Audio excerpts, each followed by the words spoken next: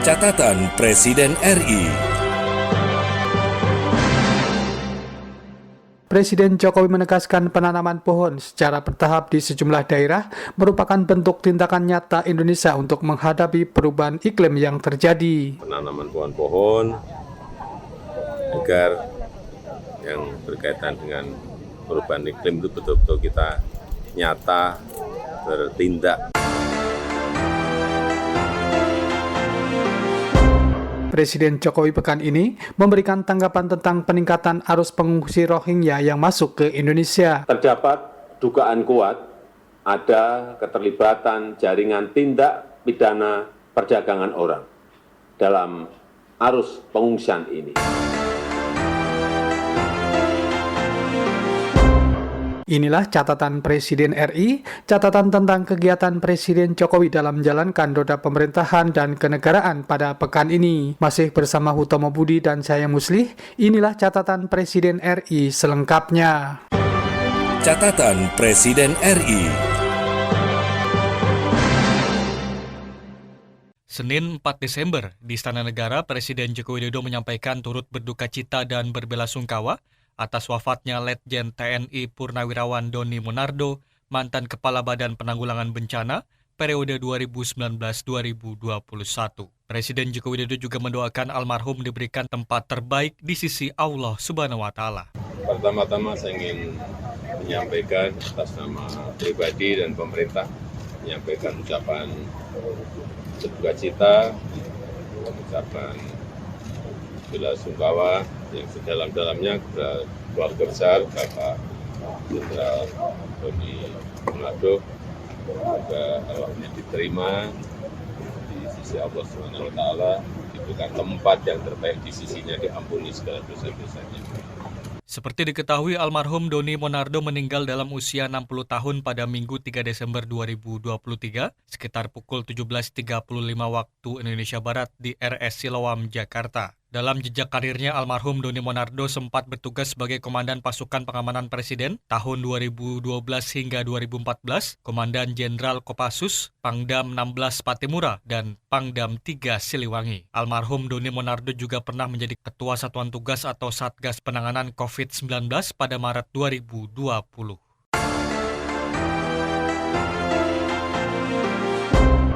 Senin 4 Desember, Presiden Joko Widodo mengatakan pembangunan infrastruktur merupakan salah satu prioritas utama selama 9 tahun pemerintahannya hingga saat ini. Dalam sambutannya di acara silaturahmi Presiden Republik Indonesia dengan para penggiat infrastruktur dalam rangka Hari Bakti PU ke-78 di Istana Negara, Presiden Joko Widodo menjelaskan bahwa pemerintah telah membangun beragam infrastruktur, baik berupa konektivitas jalan hingga infrastruktur pelayanan masyarakat. Presiden Joko Widodo memandang penting pembangunan infrastruktur bagi negara sebesar Indonesia karena infrastruktur memiliki beragam fungsi dan manfaat, mulai dari efisiensi biaya logistik hingga sebagai pemersatu bangsa. Presiden meyakini kehadiran infrastruktur dapat membuat biaya logistik lebih efisien sehingga akan turut meningkatkan daya saing Indonesia dalam berkompetisi dengan negara lain.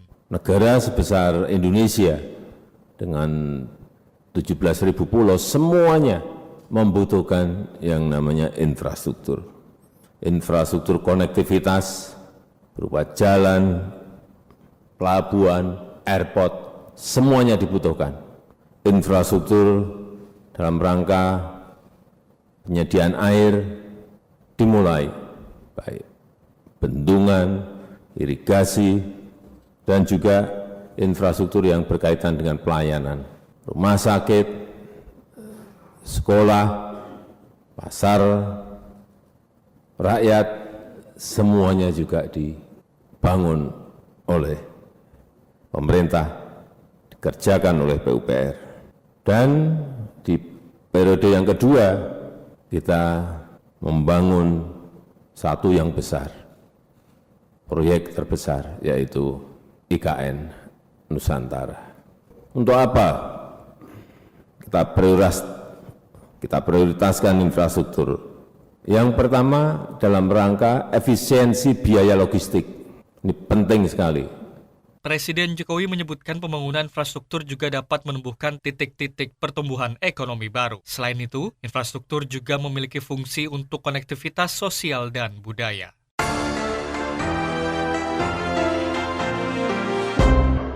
Senin 4 Desember 2023, Presiden Joko Widodo memimpin rapat terbatas mengenai agenda tahunan pariwisata dan pembentukan Tourism Fund di Istana Merdeka, Jakarta. Menteri Pariwisata dan Ekonomi Kreatif Sandiaga Uno usai mengikuti ratas mengatakan, Presiden Joko Widodo mendorong jajarannya untuk membentuk Dana Kepariwisataan Indonesia atau Indonesia Tourism Fund untuk mendukung penyelenggaraan kegiatan dan promosi pariwisata serta peningkatan citra Indonesia di mata dunia. Presiden Jokowi menekankan agar data kepariwisataan tersebut dikelola dengan baik serta diprioritaskan pada ajang kelas dunia serta berpotensi meningkatkan perekonomian lokal bahkan nasional. Mendirikan Indonesia Tourism Fund atau Dana Kepariwisataan Indonesia, yaitu sebuah dana yang difokuskan untuk mendukung penyelenggaraan event, promosi pariwisata, dan juga nation branding atau peningkatan image Indonesia di mata dunia.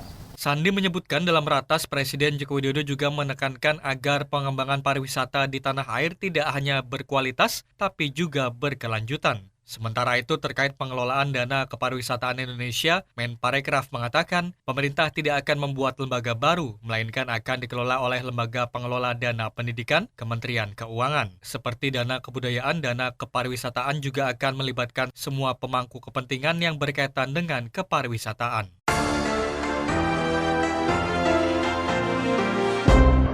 Senin 4 Desember, Presiden Joko Widodo meluncurkan sekaligus menyerahkan secara simbolis sertifikat tanah elektronik di seluruh tanah air di Istana Negara, Jakarta. Dalam sambutannya, Presiden menegaskan bahwa sertifikat tanah elektronik penting dimiliki oleh masyarakat untuk mengurangi segala risiko kehilangan dan kerusakan, serta memudahkan dalam pengelolaan data. Presiden menegaskan pemerintah akan terus mendorong percepatan penyerahan sertifikat tanah kepada masyarakat di seluruh Indonesia. Pemerintah menargetkan penyerahan sertifikat tanah pada tahun 2024 mencapai 120 juta sertifikat dari total 126 juta sertifikat. Tapi dengan lompatan, kecepatan yang kita miliki sekarang ini, sampai hari ini totalnya sudah 109 juta sertifikat yang telah kita berikan kepada masyarakat. 2024 total akan mencapai angka berapa? Kurang lebih, yang janji bukan saya, Pak Menteri ATR BPN, kurang lebih 120 juta sertifikat. Artinya kurang 6 juta itu yang namanya kerja. Tapi saya lihat memang di kantor-kantor BPN sekarang kerjanya sampai malam terus. Ya memang harusnya seperti itu, memberikan pelayanan pada masyarakat. Dan hari ini sekarang kita luncurkan lagi yang namanya sertifikat tanah elektronik. Sertifikat tanah di seluruh Indonesia. Lebih lanjut, Presiden menginstruksikan seluruh jajaran kementerian dan lembaga untuk menerbitkan administrasi tata kelola serta menjaga aset-aset yang dimiliki agar tidak menimbulkan masalah tanah yang berlarut-larut.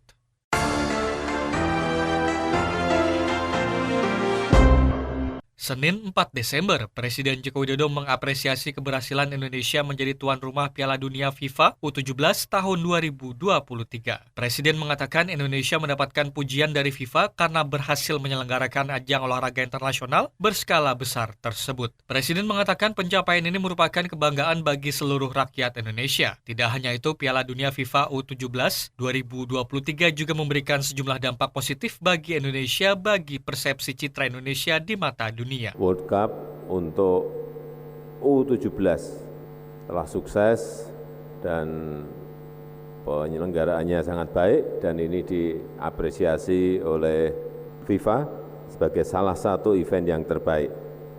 Pencapaian ini merupakan kebanggaan bagi seluruh rakyat Indonesia dan juga berdampak positif bagi persepsi citra Indonesia di mata dunia dan juga mendorong pertumbuhan ekonomi dan pariwisata bagi negara kita.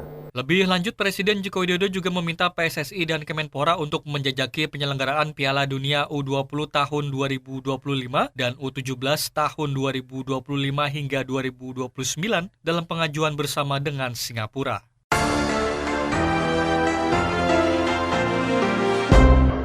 Presiden Joko Widodo mengunjungi gudang Bulog Batu Cermin Labuan Bajo, Kabupaten Manggarai Barat, Provinsi Nusa Tenggara Timur pada Senin 4 Desember 2023.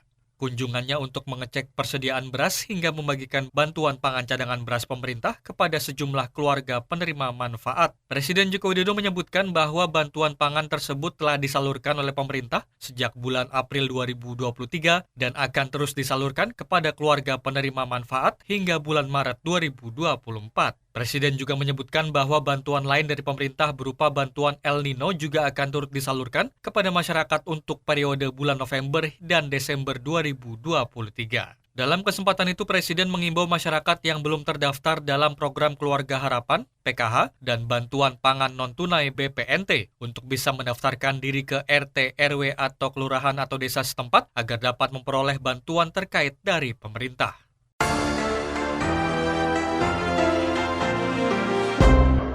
Selasa 5 Desember, hari kedua kunjungan kerja di Provinsi Nusa Tenggara Timur, Presiden Joko Widodo meninjau progres pembangunan Bendungan Bay di Kabupaten Nage Keo, Provinsi Nusa Tenggara Timur. Presiden Joko Widodo menilai bahwa pembangunan bendungan tersebut merupakan salah satu langkah pemerintah dalam rangka mewujudkan kedaulatan pangan nasional. Presiden Joko Widodo berharap setelah rampung dibangun, bendungan tersebut dapat memborong produksi beras di Kabupaten Nage Keo. Presiden menilai produksi beras di Kabupaten Nage Keo nantinya akan meningkat hingga 2,5 kali lipat.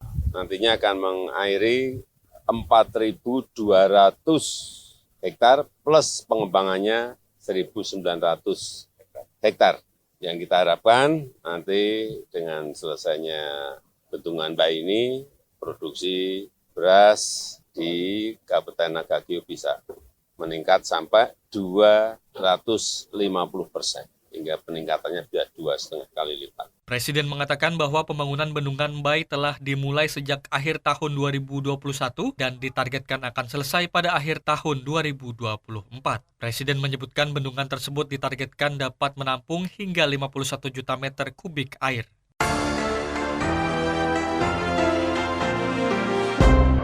Selasa 5 Desember, menutup rangkaian kunjungan kerja di Kabupaten Manggarai Barat, Provinsi Nusa Tenggara Timur, Presiden Joko Widodo melaksanakan penanaman pohon bersama masyarakat dan pelajar di Embung Anak Munting, Kabupaten Manggarai Barat, Provinsi Nusa Tenggara Timur. Presiden Joko Widodo menyampaikan bahwa kegiatan penanaman pohon tersebut sudah dilaksanakan secara bertahap di sejumlah daerah. Presiden menilai hal ini merupakan bentuk tindakan nyata Indonesia untuk menghadapi perubahan iklim yang terjadi. Ya, ini sudah dimulai oleh Kementerian LHK di bulan Desember, juga di beberapa provinsi.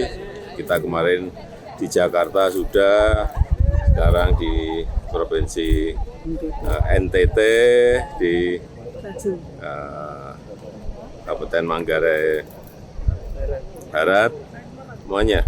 Dan saya kira besok lagi kita di Kupang, memang kita ingin menggerakkan penghijauan, penanaman pohon-pohon agar yang berkaitan dengan perubahan iklim itu betul-betul kita nyata bertindak.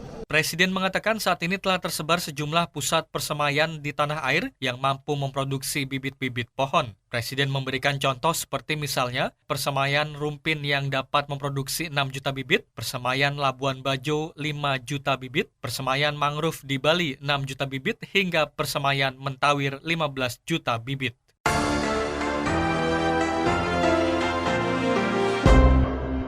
Rabu 6 Desember, hari ketiga kunjungan kerjanya di Provinsi Nusa Tenggara Timur, Presiden Joko Widodo melanjutkan di Kota Kupang, Provinsi Nusa Tenggara Timur. Presiden Joko Widodo menyapa masyarakat dan pedagang hingga mengecek sejumlah harga kebutuhan pokok di Pasar Oebobo, Kota Kupang. Sementara itu di hari yang sama, Presiden Joko Widodo meresmikan Rumah Sakit Umum Dr. Ben Boy di Kupang, Nusa Tenggara Timur. Rumah sakit yang dibangun dengan biaya 420 miliar rupiah tersebut merupakan yang terbesar di Nusa Tenggara Timur. Presiden Joko Widodo berharap kehadiran fasilitas kesehatan ini dapat meningkatkan pelayanan kesehatan bagi masyarakat di Indonesia bagian timur sehingga tidak perlu ke daerah lain. Presiden mendorong pemenuhan tenaga kesehatan terutama dokter spesialis dan subspesialis. Presiden menyebutkan rumah sakit ini memiliki peralatan kesehatan yang super modern. Presiden Jokowi meminta jajaran RSUP RSUP Dr. Ben Boy dapat merawat segala peralatan tersebut dengan baik. Presiden Joko Widodo juga berharap agar rumah sakit ini bekerja sama dengan rumah sakit lain yang ada di NTT.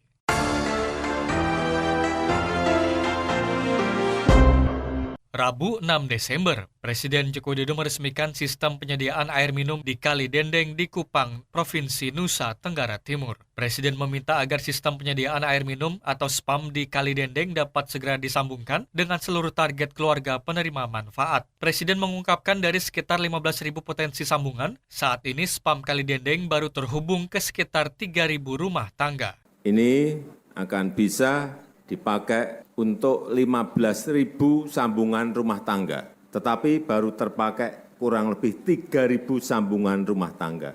Artinya masih ada sisa yang sangat besar sekali.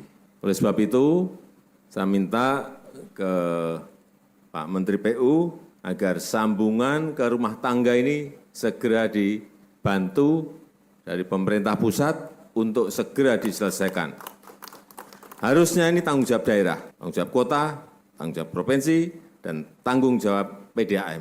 Tetapi untuk NTT ini akan kita bantu dari pemerintah pusat. Sistem penyediaan air minum Kali Dendeng dibangun sejak tahun 2020 dengan alokasi anggaran sebesar 173 miliar rupiah. Presiden berharap infrastruktur ini dapat menjamin pasokan air bagi rumah tangga di Provinsi Nusa Tenggara Timur, khususnya saat musim kemarau.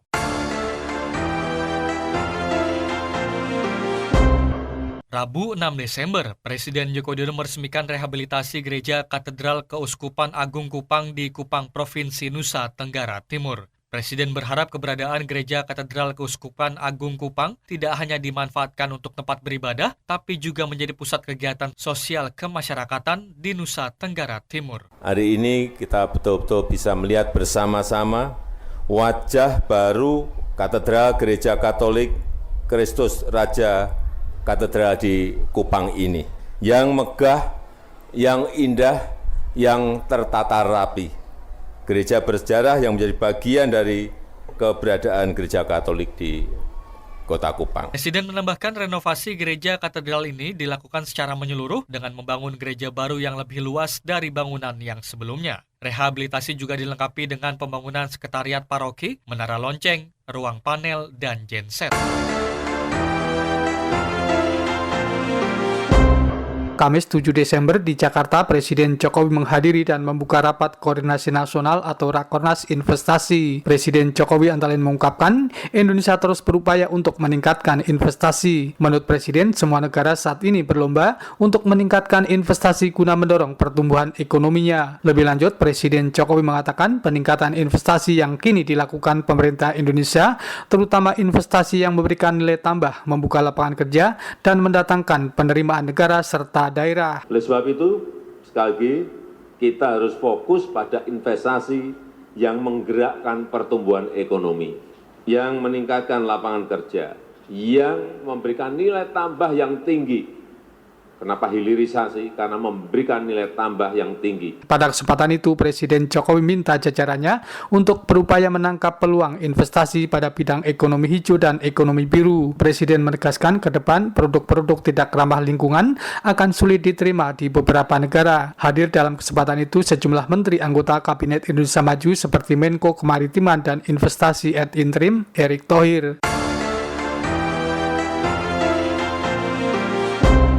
Kamis 7 Desember, Presiden Jokowi di Jakarta menghadiri dan membuka UMKM Expo 2023. Dalam sambutannya, Presiden Jokowi minta agar para pelaku usaha mikro, kecil, dan menengah dapat menguasai pasar lokal tanpa melupakan pasar global. Lebih lanjut, Presiden Jokowi mendorong agar UMKM terus naik kelas, harus go digital, dan harus go internasional. Harus menguasai pasar lokal yang kita miliki, karena pasar kita besar sekali. Tetapi juga tidak melupakan yang namanya pasar ekspor dan pasar global. Kalau kita lihat, memang masih belum besar. Ekspor produk UMKM baru 15,7%. 15,7% UMKM kita yang masuk ke pasar ekspor. Masih di bawah Singapura. itu 41%, Thailand itu 29%. Ini yang menjadi pekerjaan besar kita. Pada kesempatan tersebut, Presiden Jokowi mengapresiasi para pelaku UMKM yang telah menjadi penopang ekonomi nasional Indonesia. Hadir dalam kesempatan itu sejumlah menteri anggota Kabinet Indonesia Maju seperti Menteri Koperasi dan UKM Teten Mastuki. Kamis 7 Desember, Presiden Jokowi di Istana Merdeka Jakarta memimpin rapat kabinet membahas soal kebijakan bebas visa kunjungan. Menteri Pariwisata dan Ekonomi Kreatif Sandiaga Uno kepada wartawan setelah mengikuti rapat tersebut antara lain mengatakan pemerintah mempertimbangkan sejumlah hal terkait kebijakan bebas visa kunjungan tersebut, diantaranya soal dampak ekonomi, azas timbal balik, hingga aspek keamanan. Pada kesempatan itu, Sandiaga Uno juga menjelaskan Presiden Jokowi instruksikan kepada jajarannya dalam 1 bulan ke depan untuk memfinalisasi daftar negara yang akan diajukan untuk mendapatkan bebas visa kunjungan. Jumat 8 Desember di Istana Negara Jakarta, Presiden Jokowi melantik Irjen Pol Martinus Hukom sebagai Kepala Badan Narkotika Nasional untuk menggantikan Petros Golose yang memasuki masa pensiun. Irjen Pol Martinus Hukom dilantik sebagai Kepala BNN didasarkan pada keputusan Presiden nomor 182/TPA tahun 2023. Bahwa saya dalam menjalankan tugas jabatan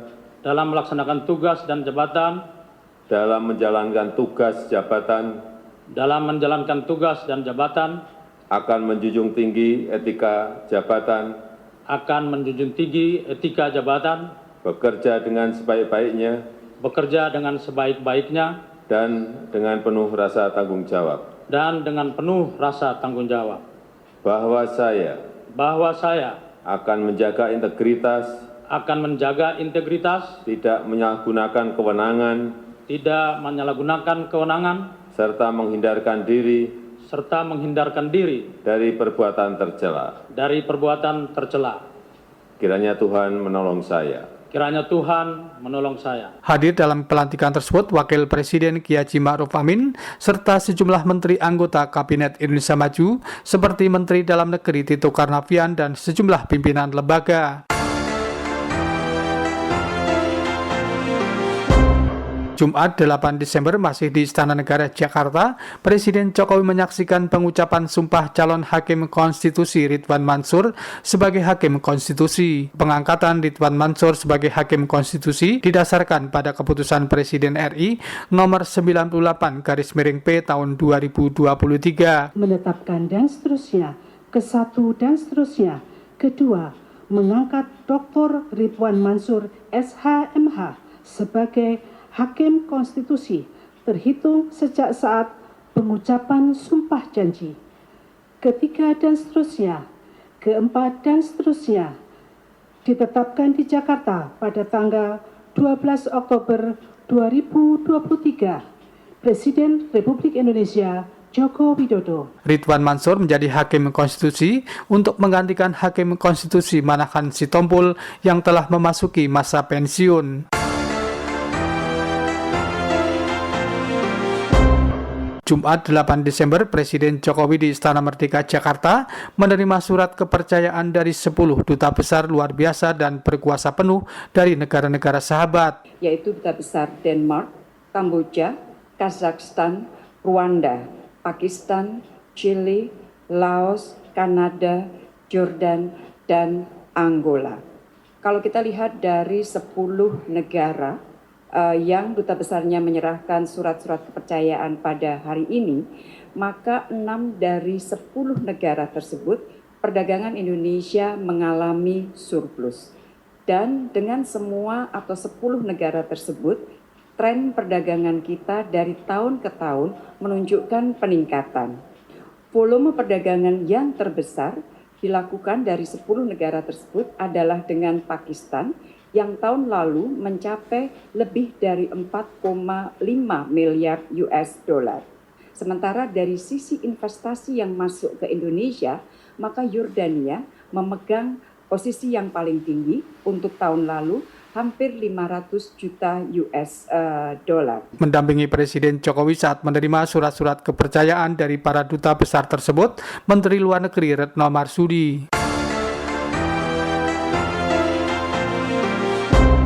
Jumat 8 Desember, Presiden Jokowi di Istana Merdeka Jakarta menerima ikhtisar hasil pemeriksaan semester 1 tahun 2023 yang diserahkan oleh Badan Pemeriksa Keuangan. Anggota 1 Badan Pemeriksa Keuangan, Nyoman Adi Suryatnyana, kepada wartawan mengungkapkan, ikhtisar hasil pemeriksaan semester 1 tahun 2023 meliputi pemeriksaan laporan keuangan, pemeriksaan kinerja, dan pemeriksaan dengan tujuan tertentu. Presiden Jokowi pada kesempatan itu didampingi oleh Menteri Keuangan Sri Mulyani Indrawati serta Sekretaris Kabinet Pramono Anung.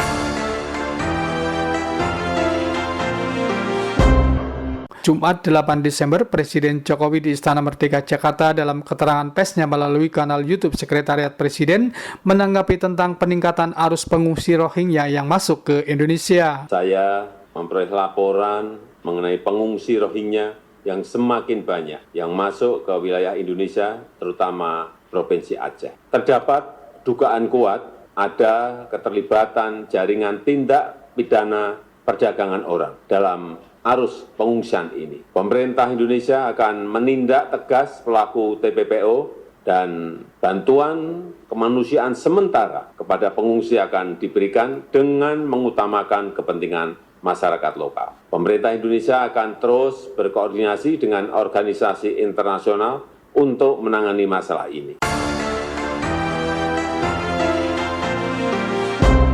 Demikian catatan Presiden RI pada pekan ini. Tim Liputan, Hutomo Budi dan saya Muslih melaporkan. Catatan Presiden RI.